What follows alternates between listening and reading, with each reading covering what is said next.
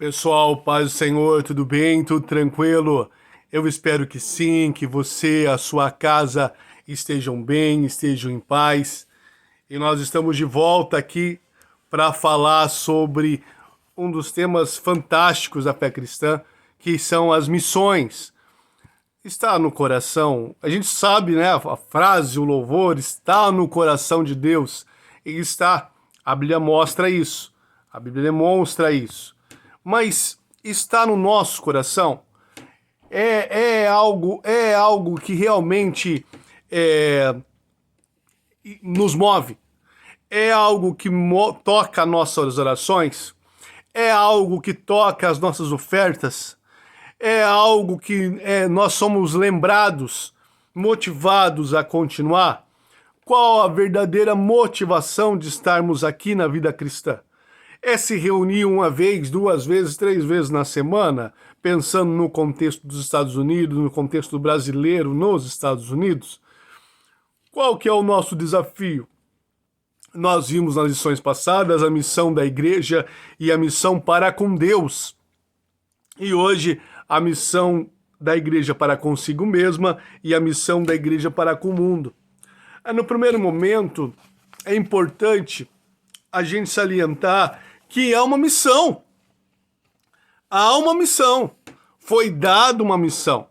Foi dada uma direção. Foi dado estratégias. Foi dado, olha, façam isso, né? Uma ordenança. Foi dado. E esse tema da ETAD, esse livro da ETAD, é quase um resgate às nossas convicções, pensamentos. Vamos dizer assim que esse livro da ETAD é como se fosse um ajuste de rumo, né? Ajustando rumos. Então, desfrute desse livro, dessa lição, em nome de Jesus. Que você tenha tempo para meditar. Esse é um comentário, mas que você tenha tempo de meditar não só nas minhas palavras, no ensino que será ministrado, como o livro. O comentário é um resumo da lição. Nós estamos na lição 3, a missão da igreja para consigo mesma. Primeiro momento, para bem entendermos a importância da missão da igreja para consigo mesma, devemos destacar o fato de que Cristo concedeu dons específicos à sua igreja para que cumpra a sua missão. Efésios capítulo 4, 11 e 13. Vamos dar uma lida? Efésios capítulo 4, versículos 11 e 13. E ele mesmo concedeu um para apóstolos, outros para profetas, outros para evangelistas, outros para pastores e mestres, outros para o aperfeiçoamento dos santos no desempenho do seu serviço, para a edificação do corpo de Cristo, até que todos cheguemos à unidade de fé, de pleno conhecimento do Filho de Deus, a perfeita varonilidade, à medida e à estatura da plenitude de Cristo. Que versículo, hein? Efésios capítulo 4, versículos de 11 e 13. O propósito dessa lição é tratar amplamente da base bíblica relacionada à missão da igreja para consigo mesmo, de modo que o aluno entenda os seus deveres para com os seus irmãos na fé. Uau! Então, a introdução foi espetacular. Lembrando que há deveres com os irmãos na fé. Ô meu Pai amado, né? Que há responsabilidade para com os irmãos na fé. Nós estamos no texto 1, página 25 no meu livro, O que é ministrar aos santos?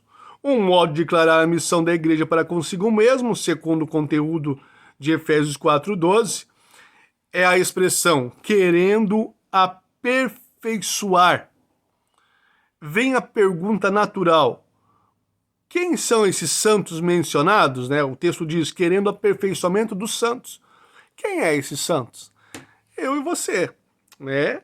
A Bíblia diz que santos não são intercessores especiais entre Deus e os homens. Bem sabemos que isso é antibíblico e não tem nada de verdade.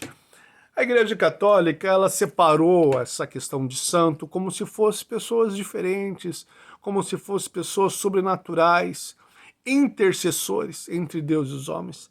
E santos aqui está falando de pessoas que nasceram de novo.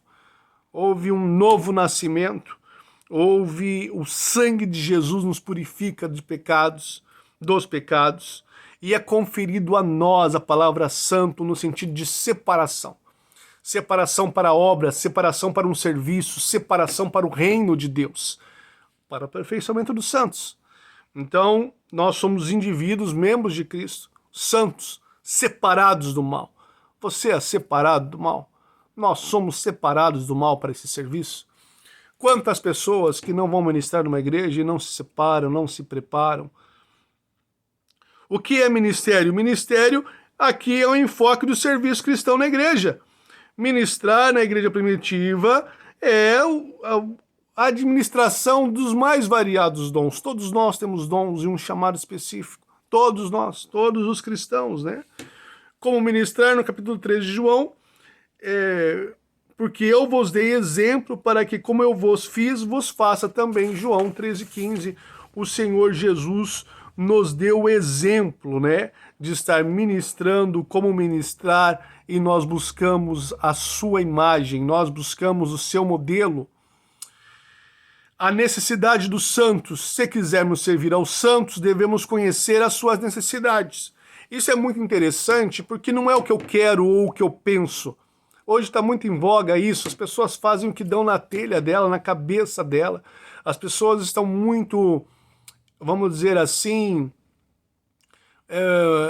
muito pessoalistas, né? Egoístas. Elas fazem o que elas querem. Às vezes tratam o pastor como um simples algo no meio de um púlpito, não como um líder. Elas fazem o que dão na telha, elas fazem o que elas bem entendem. Nós ministramos o que Deus nos manda ministrar, o que é bíblico, e não o que a gente pensa, e não o que a gente acha. Tem que ser bíblico e tem que vir da parte de Deus. A necessidade de ajuda material. Observamos que a principal preocupação social da igreja primitiva, a igreja primitiva tinha preocupações sociais. O trabalho missionário da atualidade revela o que, quando o principal esforço concentra nas necessidades espirituais das pessoas, as necessidades físicas também são atendidas. Ou seja, uma não está dissociada, distante da outra. A necessidade material está ligada à necessidade espiritual. Tem gente que é muito anjo, muito espiritual. Não, tem gente com fome, meu querido. A gente tem que ver também a necessidade material das pessoas. A gente já falou sobre isso, de como separar um folgado de alguém com necessidades. E a igreja tem que estar de olho nisso.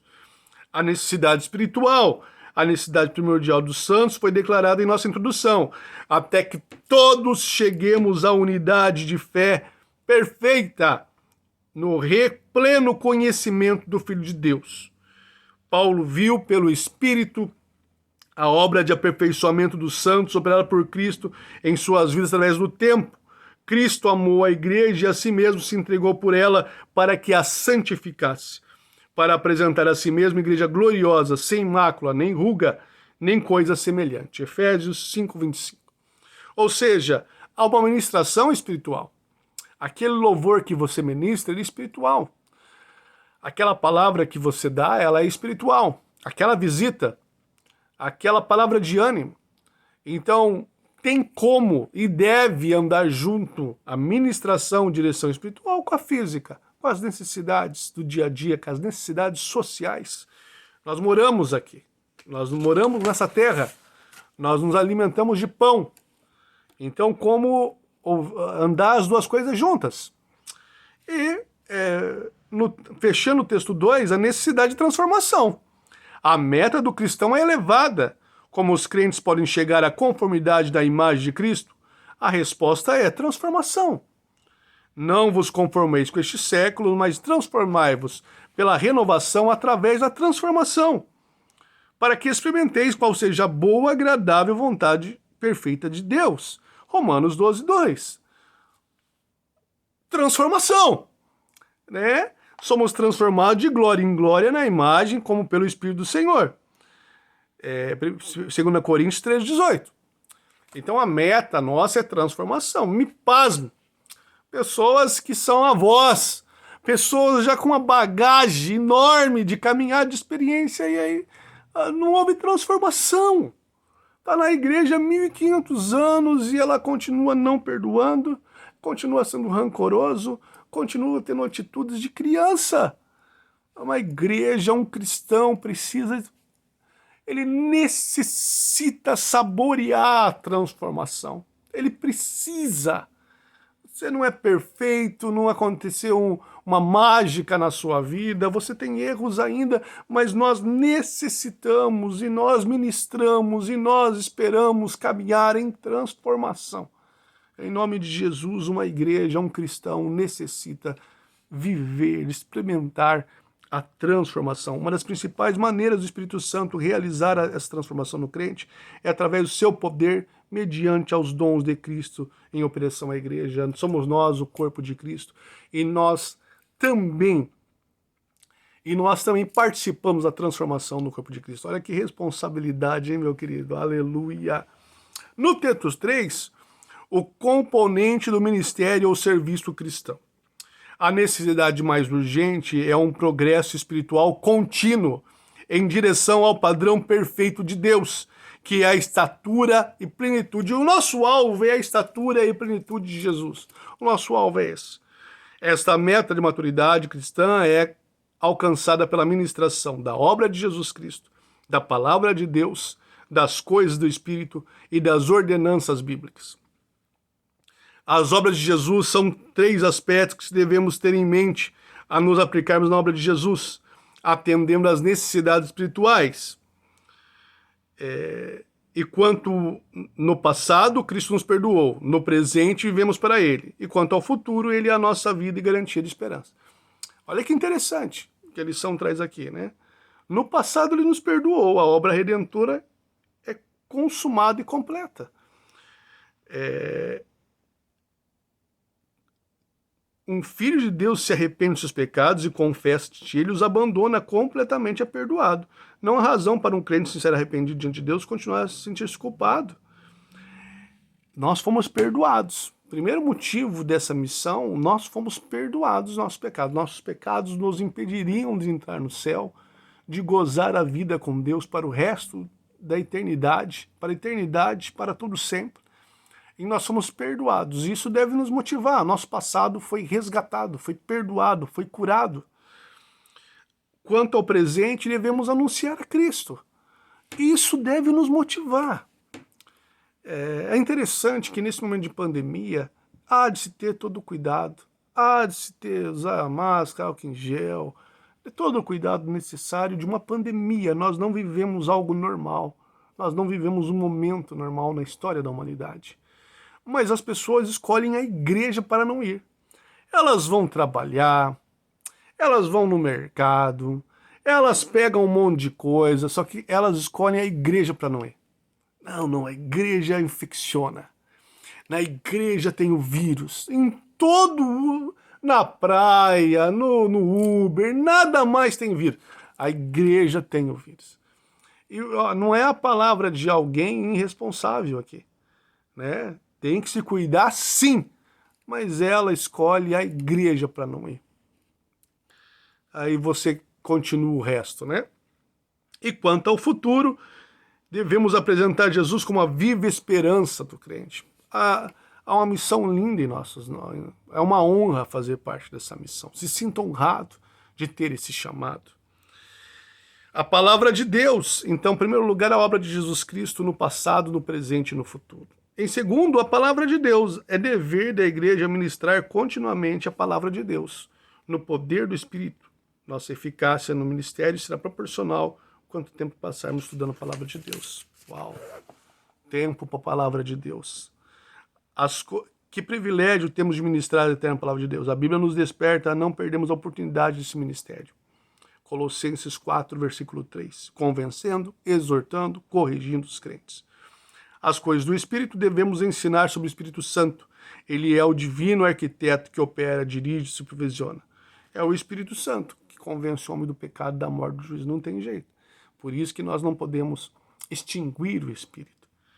E as ordenanças bíblicas, querido, Eu fico bobo com a igreja que não tem a ceia do Senhor. Devemos ministrar as ordenanças bíblicas. Batismo, mediante o batismo, quem se identifica com Cristo na sua morte e ressurreição. Há um batismo. A igreja ministra ordenanças, batismo e a ceia. A ceia do Senhor, que é outra ordenança, consiste no pão e vinho, simboliza a morte de Cristo no Calvário, quando consumou a nossa redenção como um corpo. Participamos juntos da ceia do Senhor, relembrando em espírito e em verdade a sua obra perfeita. Por favor, se é um cristão, ministre o batismo, né? Lembre do batismo as pessoas. Né? É o pastor e o seu corpo de obreiros que ministra o batismo, mas estou dizendo assim no sentido de divulgar, incentivar a pessoa a buscar o batismo nas águas, né? E participar da ceia do Senhor. Igreja séria, igreja bíblica tem ceia. Meu Deus do céu, uma coisa básica, né? Que tem, eu sei que aqui nos Estados Unidos, muitas igrejas têm a iniciativa de ter 2 ceias do ano. Eu acho uma pena, né? A ceia é algo maravilhoso, bíblico, espiritual, renovador, transformador, testemunha e por aí afora. Então, essas 4 situações, resumindo, a obra de Jesus Cristo no passado, presente e futuro, a palavra de Deus, as coisas do Espírito, meu Pai amado, e as ordenanças bíblicas. Igreja, o exercício do ministério cristão. Os dons são para hoje, e eles são para aperfeiçoamento dos santos. Todos nós temos dons. Qual é o seu? Você tem usado, você tem administrado, você tem cuidado, você tem se consagrado, é para a igreja. Por isso que nós trabalhamos no plural. Sempre nós, pão nosso, Pai nosso, nunca o eu. Um verdadeiro cristão, crente, ele se envolve com o próximo. Não existe eu e Deus. É nós. Por isso do perdão. A palavra de Deus diz, se tiver alguma coisa contra alguém, deixa a sua oferta, vai e se conserta. Né? Então, nós, sendo bons despenseiros, cuide do seu dom, edificando o corpo de Cristo e amando os irmãos. O amor faz parte da fé cristã, a identidade do cristão é o amor. Aleluia! Então, nesse primeiro momento, nós comentamos da missão da igreja para com ela mesma, né? Das suas responsabilidades com ela mesma. Para ministrar, nós precisamos passar por essas situações e é uma honra ter esse chamado e você tem. Deus te abençoe, por isso está fazendo detalhe. Está aperfeiçoando a sua espada, aperfeiçoando o seu chamado. A lição número 4, nós passamos quase 20 minutos comentando para a lição número 3. Eu tento fazer um resumo, eu tento fazer um apanhado, né? Para despertar em você os principais pontos. A lição número 4, a missão da igreja para com o mundo. Tendo estudado a missão da igreja para com Deus, também para consigo mesma, voltemos agora a atenção para a terceira missão, que é de alcançar os descrentes com o evangelho de Cristo. Em todas as nações do continente, nós começamos falando sobre Atos capítulo 1, da ordenança de Jesus com essa missão. Em primeiro lugar, devemos ter uma visão geral ampla e profunda da nossa tarefa, perguntando quem necessita do evangelho. Bem sabemos que a resposta é toda abrangente quanto ao ser humano, seja qual for o segmento da sociedade. Todos carecem da salvação. Romanos 3,23, você sabe de cor, porque todos pecaram e destituídos estão da glória de Deus, separados estão da glória de Deus. Todos pecaram, mas porque todos pecaram e estão afastados da glória de Deus. Há quem procure reduzir o esforço evangelístico da igreja, alegando erroneamente que ainda não ouviram o evangelho e estão em estado de inocência. Não tem disso não, né? Não é desse jeito, não. Tem teologias, né? Mas quem não ouviu ainda está no estado de inocência, né? Não é dessa forma. Então o texto 1 vai trabalhar o ide por todo mundo, pregai a toda a criatura. Nós temos hoje no mundo, né? Aqui eu não sei se ele acompanha Eu não sei se ele acompanha as estatísticas atuais, mas olha aqui, ó, segundo dados publicados por Johnson, a divisão da população não cristã para 2002 era o seguinte, era 2002, né? Já mudou muito esse quadro, mas serve pelo menos uma ideia. Muçulmanos, 1 bilhão, né? E 239 milhões, hinduístas, ateístas, budistas, judeus e religiões menores. Já deve ter mudado bastante essa situação, né? Até porque nós estamos chegando a 7 bilhões de pessoas no mundo, né? Quanto ao cristianismo hoje, segundo várias estatísticas, somos mais de 2 bilhões de evangélicos, católicos, cristãos de modo geral, né? Os totais são aproximados mais conservadores. E daí fala do desafio do ateísmo. Nós temos outras religiões, como o islamismo, como o budismo, como os hindus, né? Uma religião na Índia enorme, né? Com mais de não sei quantos mil deuses, tudo é Deus, é uma coisa absurda, demoníaca, né? Como tantas outras situações, né? E tem os ateus, as pessoas que não creem. O Espírito Santo nos dá poder de testemunhar que existe Deus, que existe um Deus poderoso, gracioso, que deu o seu Filho, e todo aquele que nele crê não será condenado, né? Terá a vida eterna. A urgência dessa tarefa no texto 2, eu já parei para pensar nisso, e eu te chamo para fazer essa reflexão. Quantas pessoas morrem por segundo no mundo sem Cristo? Elas não acabam naquela sepultura ou sendo cremado, e elas estão morrendo sem Cristo. O destino de que rejeita, né? Vários textos. Vós sois do diabo, quereis satisfazer os seus desejos. Ele foi homicida desde o princípio e jamais se firmou na verdade, porque nele não há verdade. Quando ele profere mentira, fala do que é próprio, porque é mentiroso e pai da mentira. João 8,44, Jesus falando. Veio para o que era seu e os seus não o receberam. Mas todos quanto receberam, deu-lhes o poder de serem feitos filhos de Deus. João 1,11. Se alguém não nascer de novo, não pode ver o reino de Deus. João 3,3. Acho que versículos que dão base para a urgência da pregação. Quem nele crê não é julgado, e quem não crê já está julgado, porquanto não crê no nome do unigênito Filho de Deus. Nós temos uma missão urgente, ainda mais em um ano de pandemia, onde várias pessoas, várias vidas estão sendo ceifadas. Para onde essas pessoas estão indo na eternidade? De que jeito? Os versículos nos dão uma ideia de que estão separados. E daí, o que significa perdido?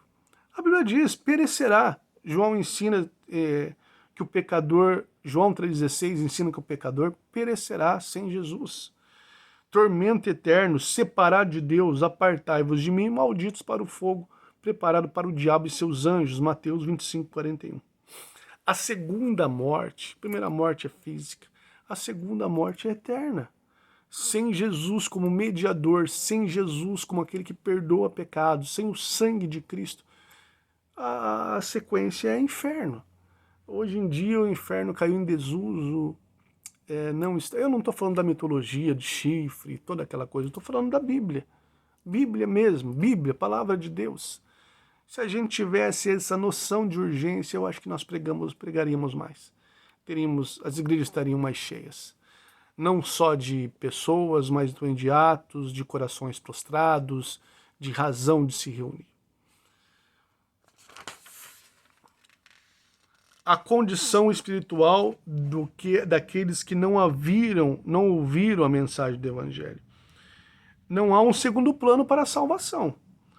Há duas respostas imediatas. Se Deus realmente tem outro plano, então é falsa a declaração de Atos 4,12, de que não há salvação em nenhum outro.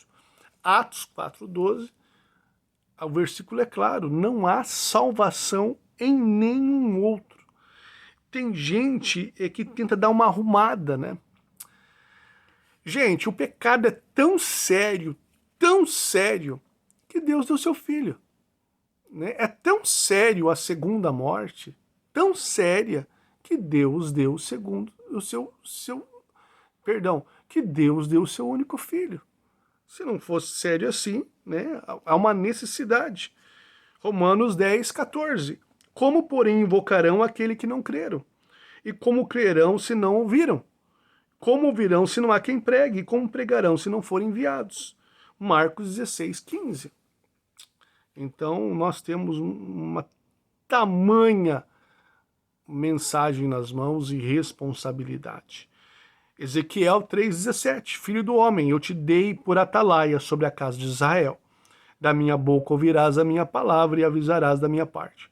Quando eu disser ao perverso, certamente morrerás. Se tu não avisares e nada disseres para advertir do seu mau caminho, para lhe salvar a vida, esse perverso morrerá na sua iniquidade. Mas o seu sangue das suas mãos te requererei. É um versículo do Velho Testamento, mas com certeza a gente pode aplicar esse princípio de responsabilidade para nós, dependendo do nosso chamado, e nós temos chamado, e glória a Deus. Por isso, de que forma, de que jeito nós estamos levando esse chamado? Ou nós só optamos por nos reunir nos finais de semana? Ou só optamos por levar um encontro, ter uma rede de amigos? Igreja não é clube, igreja não é rede de amigos. Igreja é um chamado precioso, oportuno, urgente da pregação do Evangelho. Fica nítido a urgência, fica nítido, né, a necessidade de pregação. Nós temos nos ocupado em oração, em jejum. Nós temos